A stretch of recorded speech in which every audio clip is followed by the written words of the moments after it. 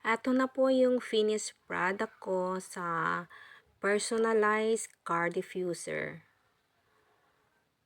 Ang order po ay pangalan ng tao ang ilalagay sa label. Kaya yan po yung aking ginawa. Iba-iba po yung design ng bottle dahil iba-iba rin po yung scent ng bawat bottles na yan.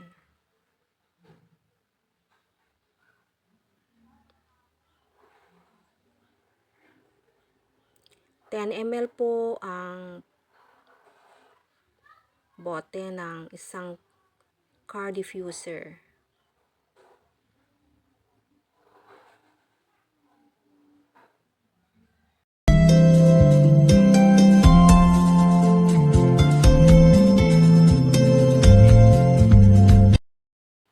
Hello mga kasamot, ako po'y gagawa ng personalized car diffuser. Kaya po sinabing personalized kasi pangalan ng nag-order yung aking ilalagay. Ito po yung 10 bottle.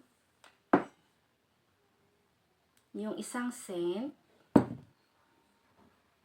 Yung DPG. At ang base. Ito naman yung aking mga dropper. Ngayon, ang sukat ko po dito ay, dahil 10 ml siya, ang ilalagay kong perfume, ilalagay kong scent, ay 6 ml. And then, yung 0.25 na DPG, at yung kabuuan ay base. Ngayon, umpisahan po natin ang paglagay ng perfume.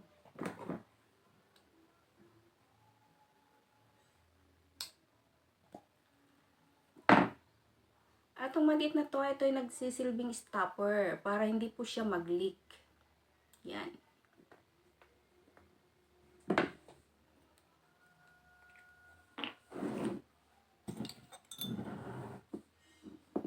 Ito po yung gagamitin kong dropper. 1 ml, 1 ml, 1 ml. So, bali 6 ml po yung ating ilalagay.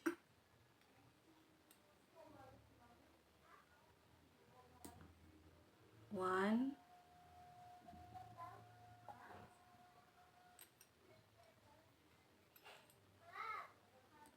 two,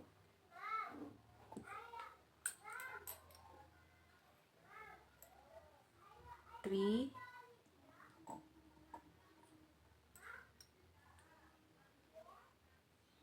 4,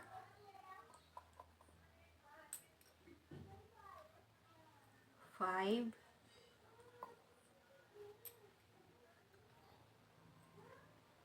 6.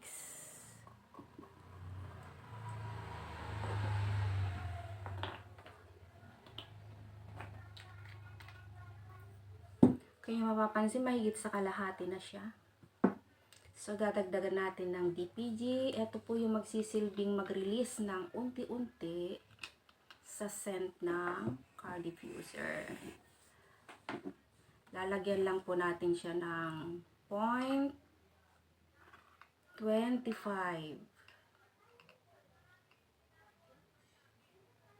Ayan po. 0.25 lang po ilalagay natin. 0.25.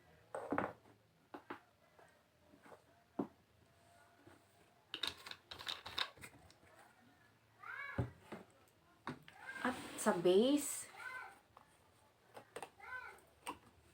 ang ilalagay lang po natin ay yung kabuuan na o kakulangan. Hindi na natin kailangan i-drop-drop pa ng 1 ml, 1 ml. Punuin na lang po natin ganyan. Ganun lang po kasimple. Yung kakulangan, yun lang po ilalagay mo. Yan.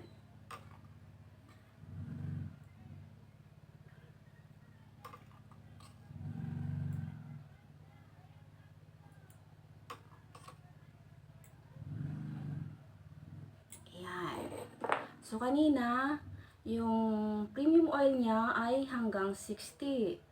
60 ml po yun, so lagpas kalahati.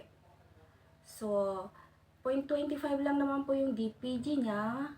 So, ang kabuuan ay mga siguro mga 3 point something na lang na oil, na base. Ito po ay concentrated na unscented alcohol.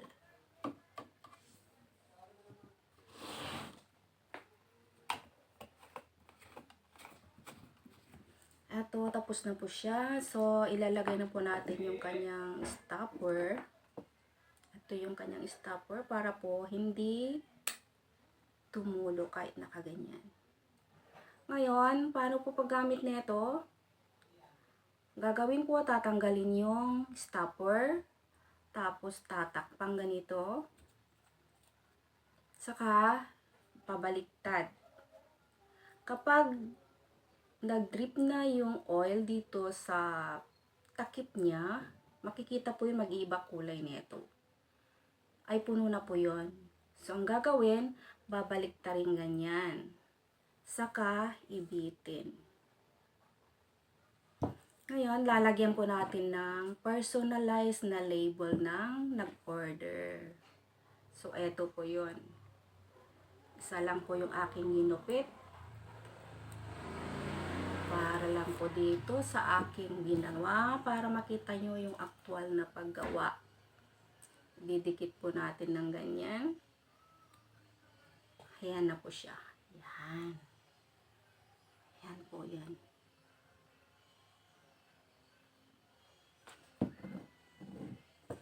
At ang susunod na procedure ay lalagyan po ito ng shrink wrap.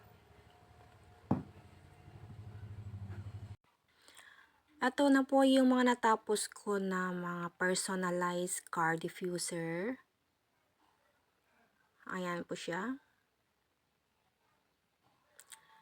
Iba-iba po yung design ng bottle. Dahil iba-iba rin po yung scent na nakalagay dyan. Yung mga names po ng tao ang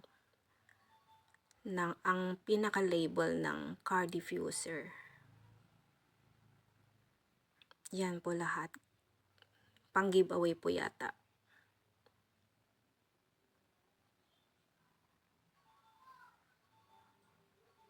Isang tao lang po yung nag-order niyan. At ipamimigay po niya.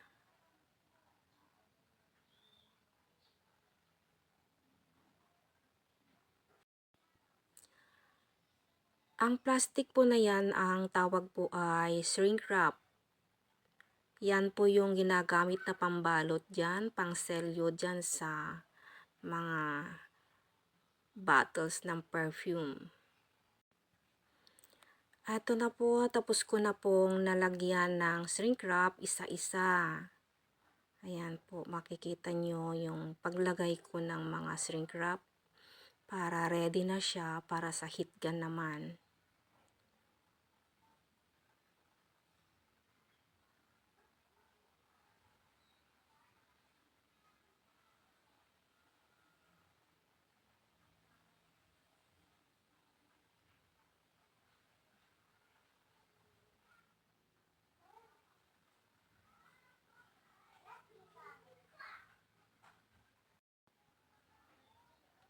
Umpisahan na po natin na i-heat gun yung perfume bottle na nalagyan ko ng shrink wrap.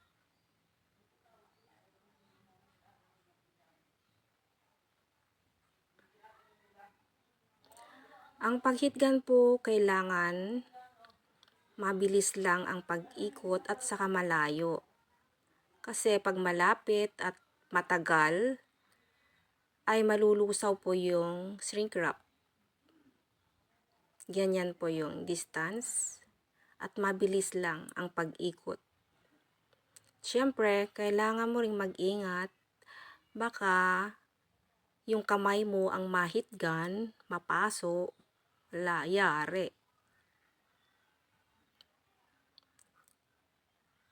Minsan na napapaso ako, sakit, hindi maiwasan.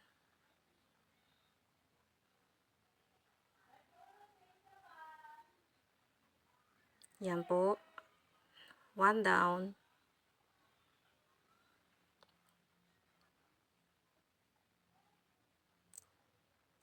Kailangan po maayos ang pagplasta ng plastic para maglapat po yung plastic sa bottle. Pag na-heat gun, ayan po.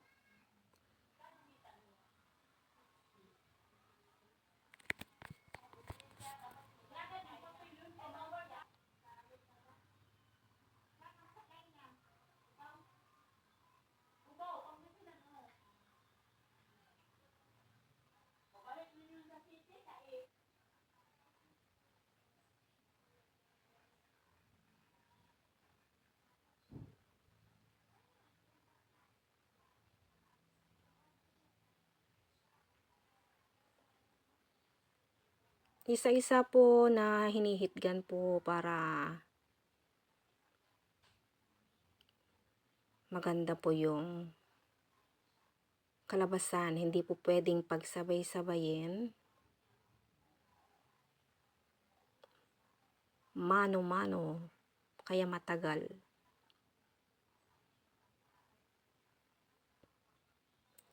At syempre, magastos sa kuryente. Malakas humila yung heat gun ng kuryente.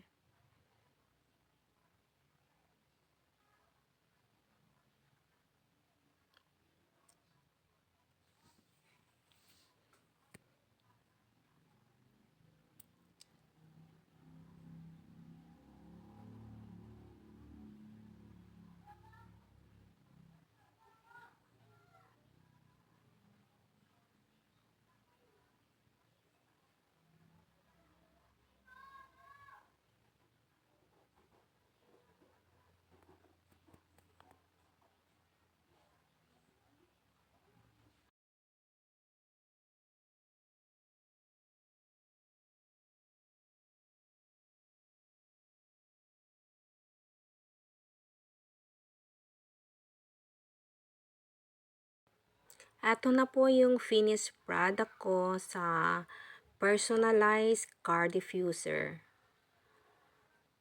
Ang order po ay pangalan ng tao ang ilalagay sa label. Kaya yan po yung aking ginawa. Iba-iba po yung design ng bottle dahil iba-iba rin po yung scent ng bawat bottles na yan.